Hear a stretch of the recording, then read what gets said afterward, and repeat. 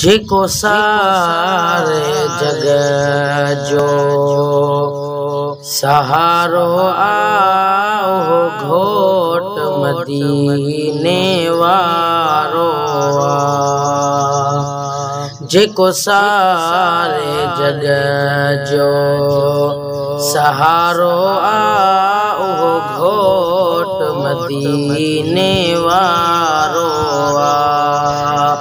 सो परवर पाक जो प्यारो ओह घोट मदीने वारो जेको सारे जग जो सहारो ओह घोट मदीने वारो जॾहिं दुख अगन ते ईंदा मदनीअ जो वसीलो वठंदा जॾहिं दुख अगन ते ईंदा मदनीअ जो वसीलो वठंदा बेड़ा बुॾल तनी जा तरंदा बेड़ा बुॾल तनी जा तरंदा क़ुरान में अहिड़ो इशारो जेको सारे जग जो सहारो घोट मदीने वारो थींदा महशर में सबई स्वाली इंदा पीर पैगंबर वाली थींदा महशर में सबई स्वाली इंदा पीर पैगंबर वाली उंदो शाह शफाअत जो वाली उहो अहिड़ो अल्लाह जो प्यारो जेको सारे जग जो सहारो उहो घोट मदीने वारो उम्मतिया खे कंडो पेरन में लगे मुझे साईं खे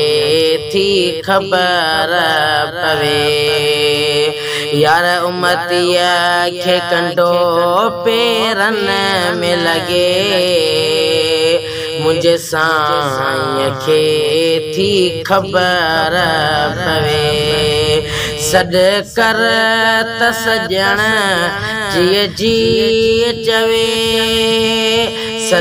कर त सजण जिए जी चवे वेचारन जो चारो जेको सारे जग जो सहारो घोट मदीने वारो जेके इल्म ॾिनो अल्लाह अजब मिलियो सुम मदना जो जंहिंखे कुर्ब जेके इल्म ॾिनो अल्लाह अजब मिलियो सुम मदना जो जंहिंखे कुर्ब जुड़ियो जोड़ जहान जंहिंजे सबब जुड़ियो जोड़ जहानन जंहिंजे सबब थियो मुनकर जो मुहकारो जेको सारे जग जो सहारो घोट मदीने वारो रहबर जे सदके रहम थियो मुझे मुर्शिद दिलबर साईं ते करम थियो यार रहबर जे सदके रहम थियो मुझे यार दिलबर साईं ते करम थियो थिया भाल भलायूं भरम रहियो थिया भाल भलायूं भरम रहियो वो सवा कामिल जे न किनारो जेको सारे जग जो सहारो वो घोट मदीने वारो सो परवर पाक जो प्यारो वो घोट मदीने वारो जेको सारे जग जो सहारो वो घोट मदीने वारो।